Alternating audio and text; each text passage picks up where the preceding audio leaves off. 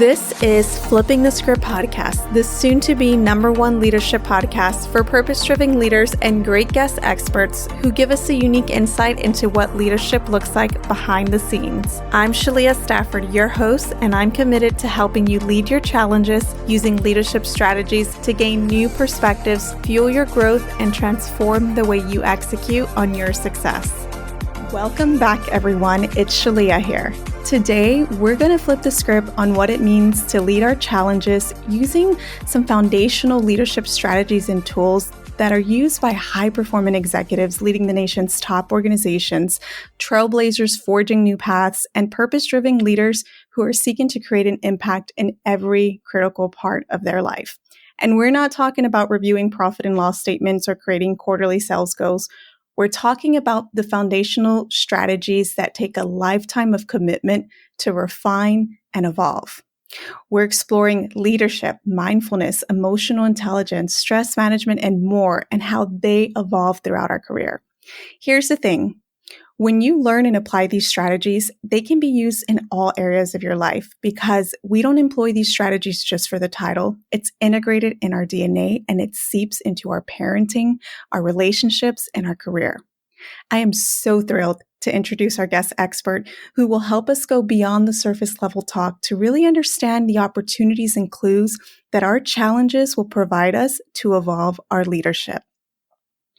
Dr. Patricia Thompson is a corporate psychologist, keynote speaker, and founder of Silver Lining Psychology, a management consulting firm devoted to helping organizations achieve better results by applying psychological principles. During her 15 years of consulting experience, she has worked with clients such as Home Depot, Chick-fil-A, SunTrust Banks, the United Way, Habitat for Humanity, Baylor Scott and White Health, Children's Healthcare of Atlanta, and many more, assisting them with executive coaching, team building, leadership development, and enhancing the emotional intelligence through mindfulness. Her work has been featured in the Harvard Business Review, Forbes, Fast Company, Entrepreneur, Business Insider Inc., and many others.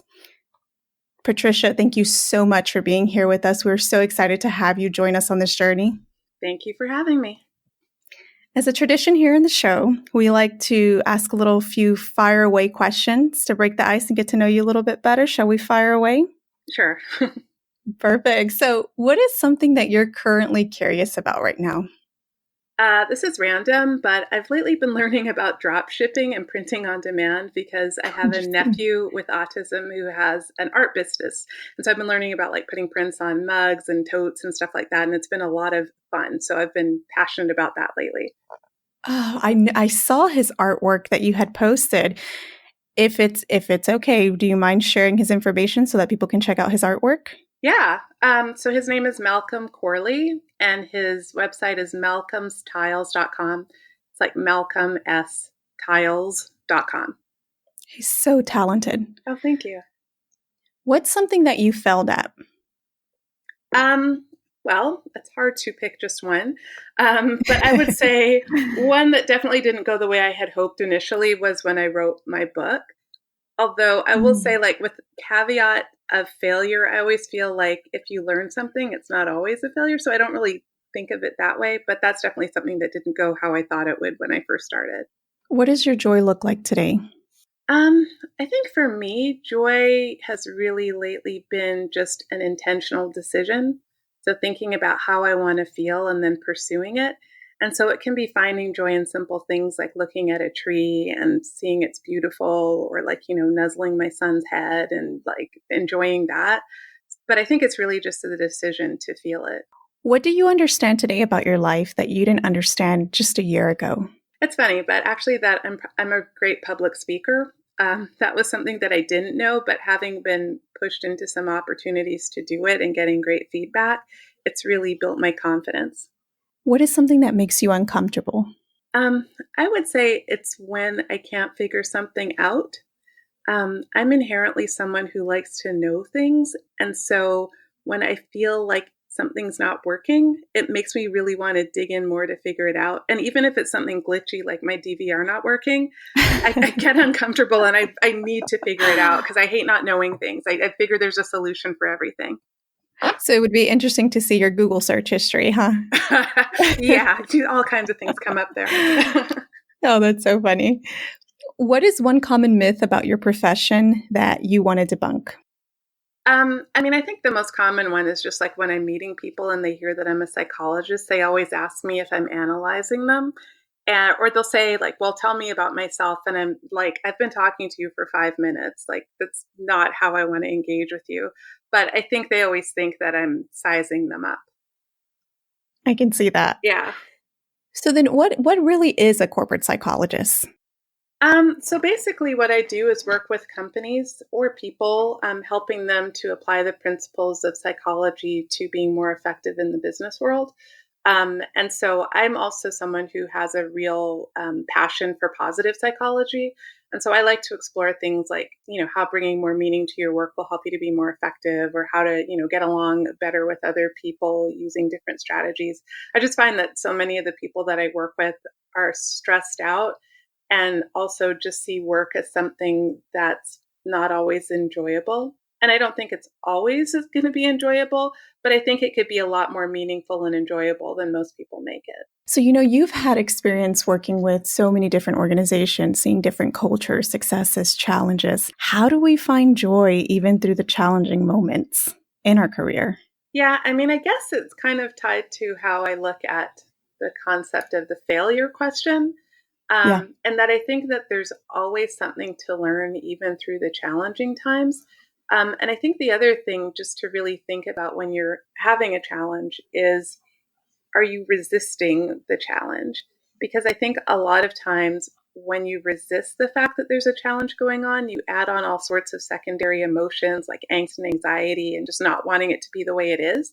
And so I think if you can get to a place where you can accept that, hey, I don't want this to be happening, but it is, and you can get to that point of acceptance, I think it gives you more clarity in the moment to really be able to bring your best self to deal with the challenge, but also to be able to learn from it and allow it to make you better. So, what does that really look like when we are resisting a challenge? Is this when we are deflecting or blaming what's happening on others, or just not even wanting to come to the conclusion that, like you said, it is what it is and we can do something about it? I think it's more the latter. Like, I was talking to a client yesterday, and I'm not going to get into the specifics just for confidentiality, but basically he was going through a very difficult time in terms of people challenging what he was wanting to do, people trying to insert their opinions in a very important project that he was working on. And he was spending a lot of energy just basically wishing that that wasn't happening and stressing out about it and thinking, like, why is this person continually doing that? And, again, you might not want for that to be happening, but if you're constantly in this place of wishing that it wasn't and just not accepting it, you're adding on additional secondary emotions that you have to work through instead of just accepting that it is what it is. I don't like it, but how do I move into solution mode?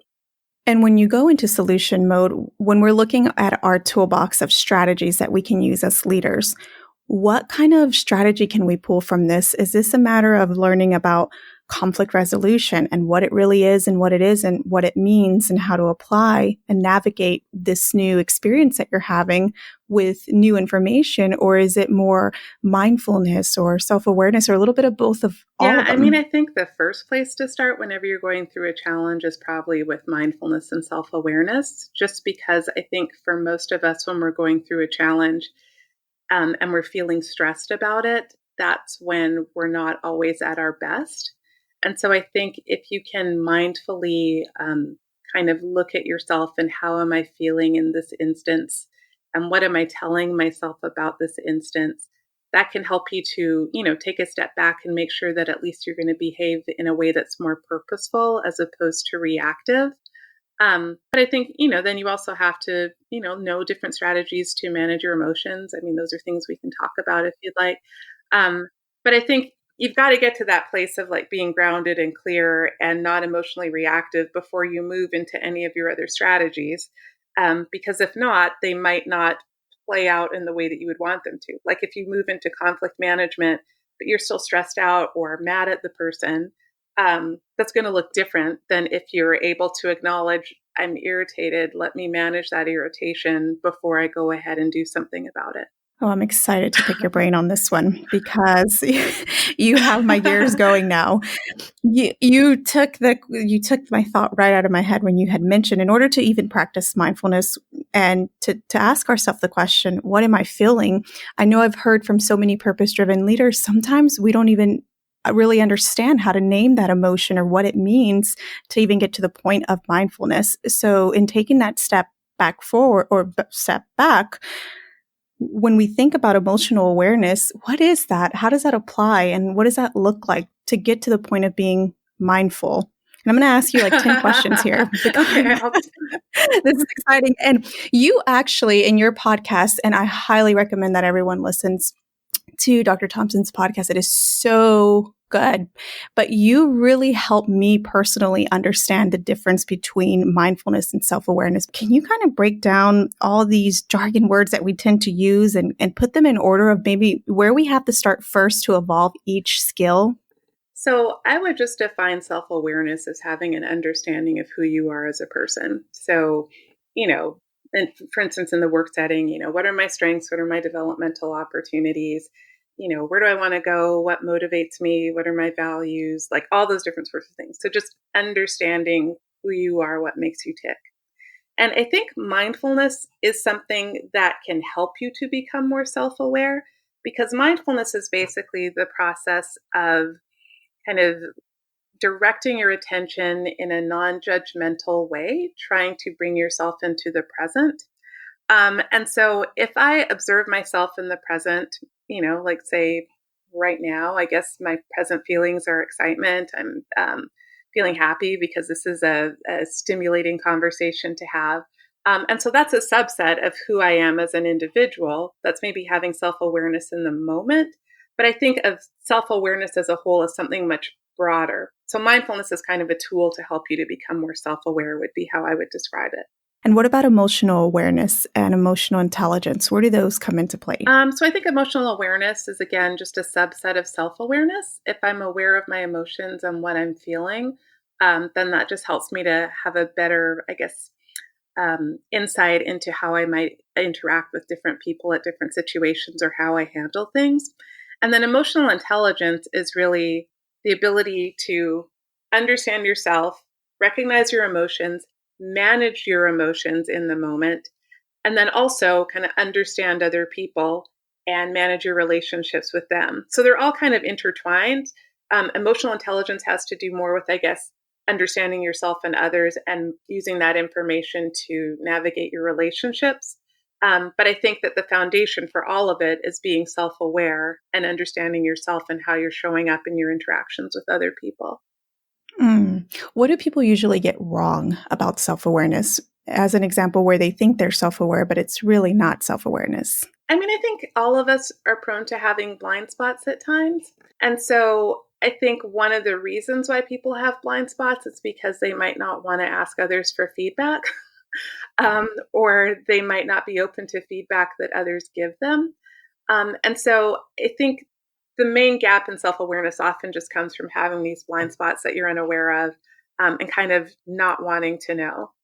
Like one of the things that I sometimes do in coaching is have people filmed on video, and people hate being filmed on video and they kind of like don't want to see themselves. And I understand that.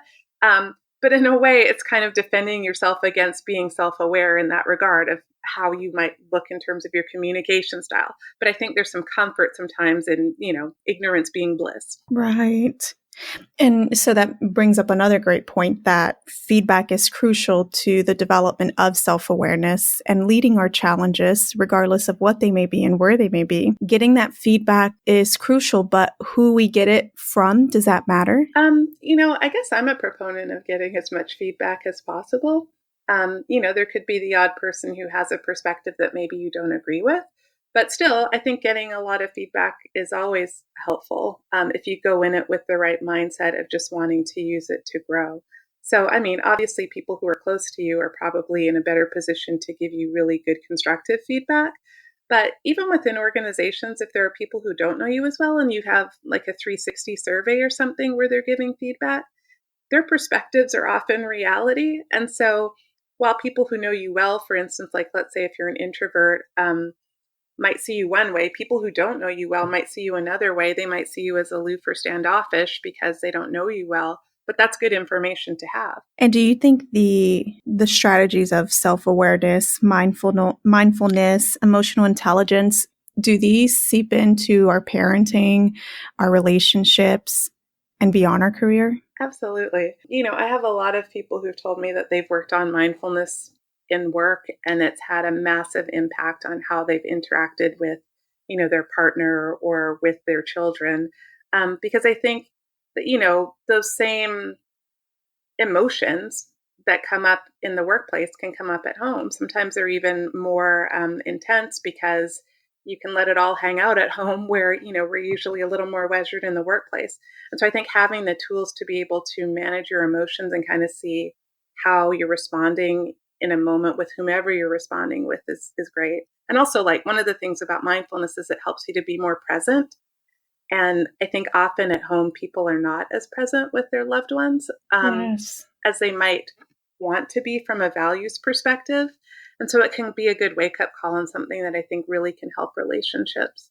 Okay, so we jumped into kind of talking about the strategies here, but I'm really curious to learn what have been some of the biggest lessons that you've learned in your career journey, and how did you get started in this? Well, so I really fell into doing corporate psychology because actually my PhD is in clinical psychology.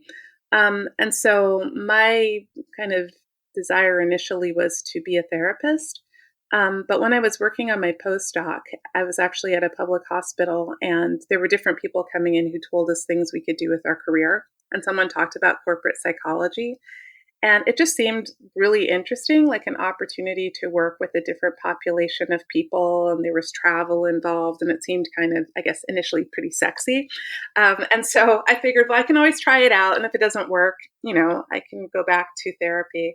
But I fell in and I really loved it. It was a big culture shock. But I loved the challenge and the fast pace and getting to work again with like different sorts of people. And so that was really how I fell into it. And I would say, one of the learnings, even just going from clinical to corporate, was just dealing with the initial culture shock. Because what I found was that I was working with people who were, initially a lot older than me.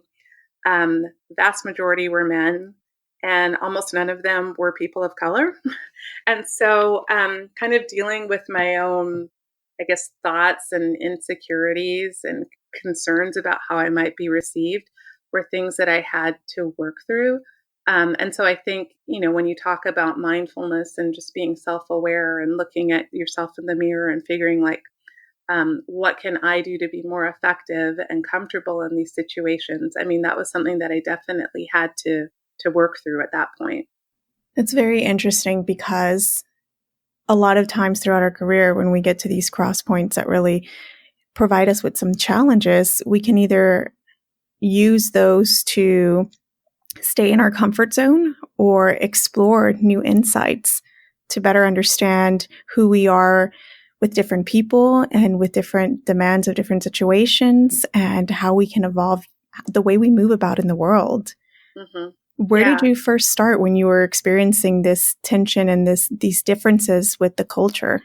Yeah, I mean, I would say initially I probably did what everybody else did, which was to vent in each other's offices about the culture. If I'm going to be honest here. Therapy. But then I think I got to the point where I realized, like, I don't want to feel this way. And so it was kind of like this issue of acceptance again. Like, this might not be the perfect culture for me, but I'm learning a lot. And there are a lot of aspects of the job that I like. So let me just stop resisting the parts that I don't like and do something about it. And so, I actually did what I could to help shape the culture in terms of coming up with ideas and presenting them to the boss. And I was someone who built a really good relationship with my boss. And so I was able to, sort of give feedback that maybe other people couldn't give. But I really just tried to empower myself in it. One of the other things that was a challenge was that the level of quality that was expected was really high and like almost perfectionism. But I just kind of thought, well, if I produce the highest quality work that I can, I'm not going to get in trouble or have someone nitpicking at me. And so it made me better because I was producing higher quality work. And then I think the other thing was, I accepted it for a time. And then, my desire to do something else got strong enough where I decided, okay, now I'm going to take a risk and go out and do my own thing. But I think that just trying to get myself out of a space of being really reactive and negative and kind of deciding, as we talked about, to find joy where I could. That was what I think helped me the most in that situation. Wow, launching out into starting your own business and growing it to the level that you have, that's not an easy feat. And I'm sure that challenged you in new ways too, as you learned how to now create your own path and undo maybe some of the strategies that you thought were effective in a setting that you were in before that don't work for you anymore in this new season of life. Yeah. And I think, to be completely transparent, it wasn't like I just decided I needed to move on and then I left. I had sort of the yearning within me to do something else, and I was too scared to do it for quite a while, like a couple of years. And then it was after my son was born, and there was, in the night, you have your infant and you're feeding him. And I was whispering to him like all the things he could become and how he just needed to believe in himself. And I was kind of like, hey, wait a minute. I'm telling you all of this stuff that I'm not actually following. And so that was also part of what encouraged me to just kind of bet on myself and take a risk. And I would say that once I started, I was really passionate about what I was doing. So I was, in it, kind of doing it around the clock, just trying to, get clients and make things happen and, making appointments whenever I could. And was feeling like my schedule was kind of overwhelming, which was one of the things that was actually a challenge at the firm that I'd been with because I didn't have control over my schedule. People were just putting stuff on my calendar. And I remember I was talking about that to someone and she said, you control your calendar now, right? And it seemed so obvious, but I was so used to just doing things on other people's schedules that I was repeating that same, I guess, level of thing that I was not happy with again. And so even just that, like just taking ownership of how I spend my time has been something that's been really good for me because that was part of why I wanted to go on my own, was to be more flexible and, do things as I wanted to do them. So that's interesting when you talk about being an autopilot and noticing something that doesn't align with your values and how you want to move about in this new journey. And you're trying to get to a point of being more intentional. What does that journey look like? Is it just a flip that you switch and all of a sudden you're just executing on it? Or is it a little bit of go and failure and go back and start over and now you succeeded a little bit more and over time gets better and better? How does that work? I mean, for me personally, I think it depends on the area. But I would say a lot of it has to do with learning something, putting something new into effect, then peeling back another layer and realizing that, okay, there's more to this than I realized, or this isn't completely solved because it's showing up in another part of my life. And so I think it is a constant sort of tweaking, learning, putting something into effect, realizing that it's working or not. I think that's part of the fun of life, to be honest. It's that it's a journey and it's not, you're always learning. I mean, I like self-awareness and I like continually learning about myself. And I think I'm going to continue to learn about myself until the day I die. And so I think if you can go in recognizing that that's just the way you move through life, it gives you different expectations and I think helps you to, again, navigate those things a lot more easily. So as someone who started corporate psychology, and I know you're evaluating all of these different principles and strategies, what's probably been the hardest thing you've learned about yourself? That's an interesting one. I think one of the things that I've learned probably is that I'm more impatient than I thought I was. So in some areas I can be very impatient if I'm on top of things, and kind of like with clients, I'm not impatient at all. But I think I can be impatient for things to happen more quickly than might be their pace. Yeah. And so that's probably one of them. I mean, there are probably other ones too, but that's the first one that comes to mind for me, I think. And what did you discover that where that impatience stems from? Honestly, like I think that like that same boss I was talking about who has really high standards, I think I have really high standards, particularly for myself. And so because I expect a lot of myself, I just set the bar high in terms of like what I consider a success or not. And I think there's some strengths to that. There are definitely some drawbacks to that. And I think I'm, becoming more compassionate with myself across time. Like I'm much more compassionate now. If you think of like the question about a year ago, I'm more compassionate with myself now than I was a year ago. But I think for me, that's the area that I just have to continue to keep an eye on, like not being so much of a high achiever that I kind of take different achievements for granted. Because I think that's something that I tend to do a lot. Like I'll do something, I'll be like, oh yeah, that was great. Now on to the next thing, and not really savor the win that I had. And I think that's something we can all relate to. And it's always nice to hear that we're not alone in this journey. But what did that compassion look like in the change of narrative from a year ago to today? I think really it just has to do more with savoring the experience when I do something well. And so this might sound kind of nerdy, but it is what it is. I actually like make a note of writing them down. Oh, I And love that. so Yes. I have a spreadsheet, and every day when I have wins at the end of the day, I'll like write them down.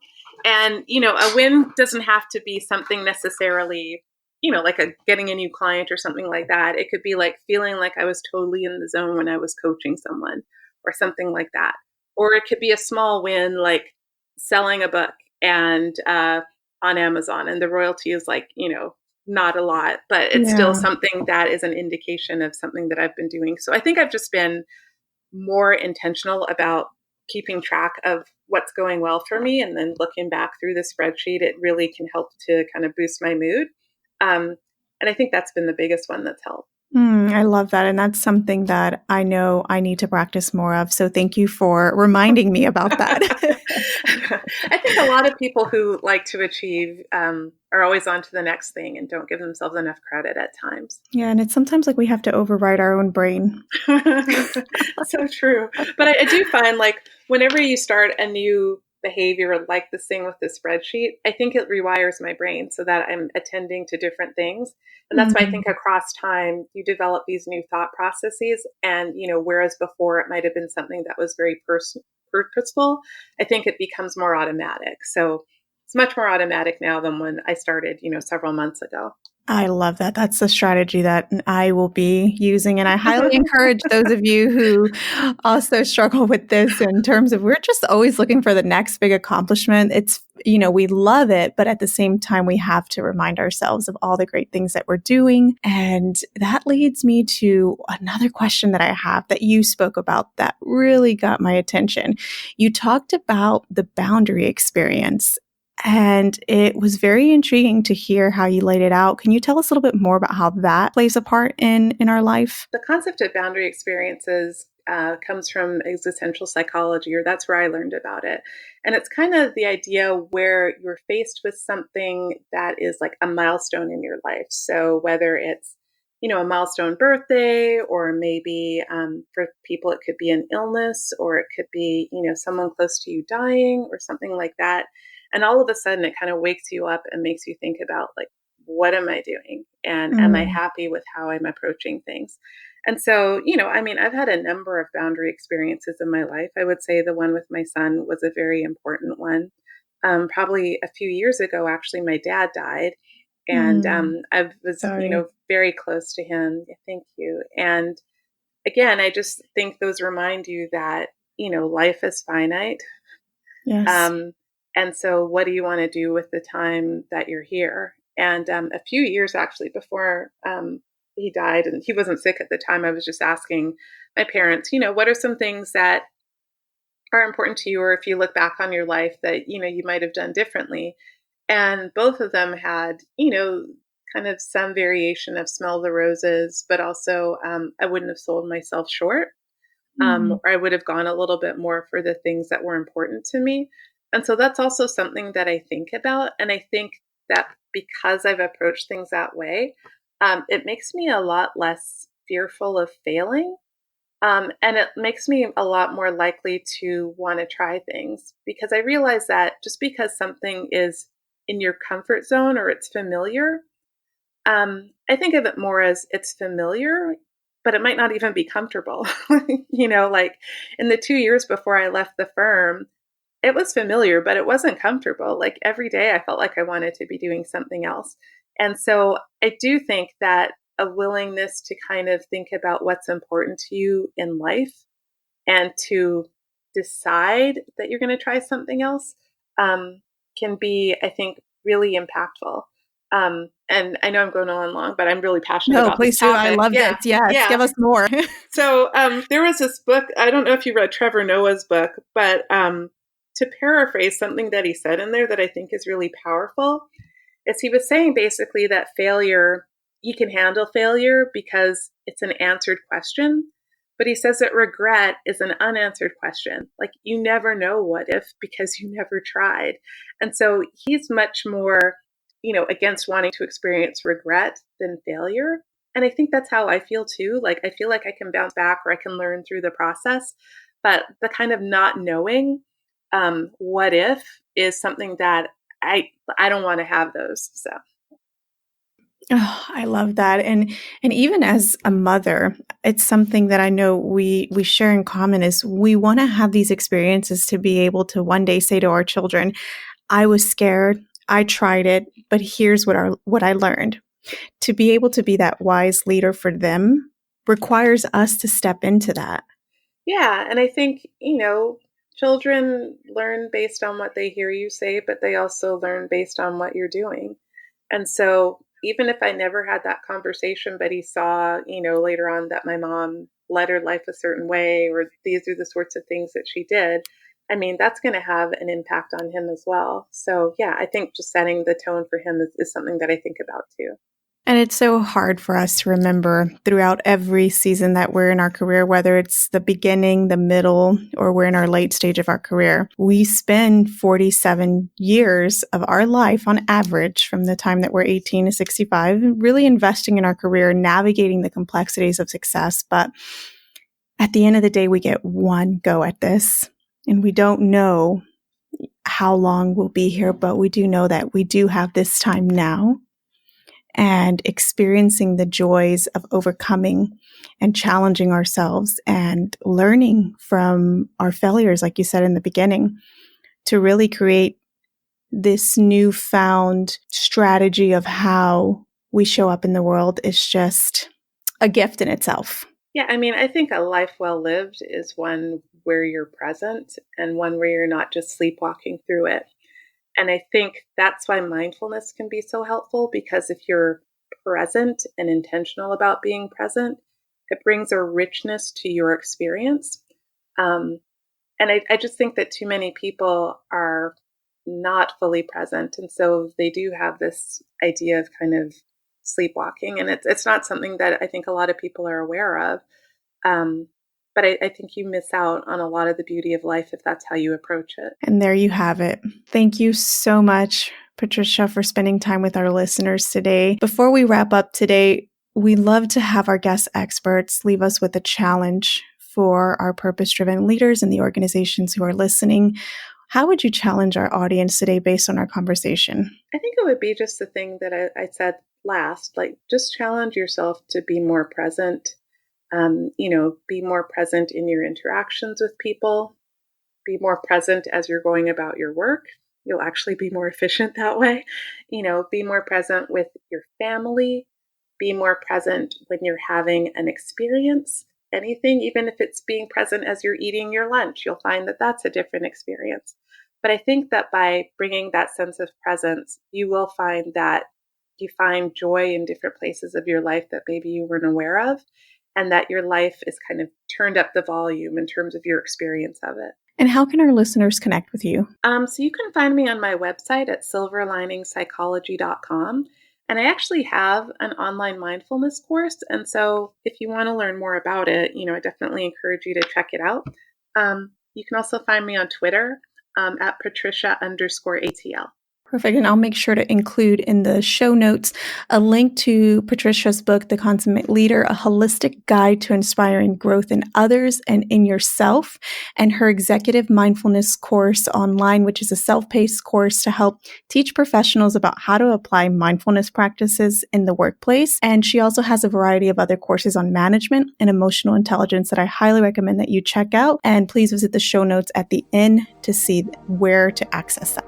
To our listeners, the ball is in your court. You are listening to Flipping the Script, Leadership Behind the Scenes. We'll see you on our next episode. Thank you again, Patricia. Thank you. If you found even the smallest nugget of wisdom in this episode, share it with a friend and your friend will thank you.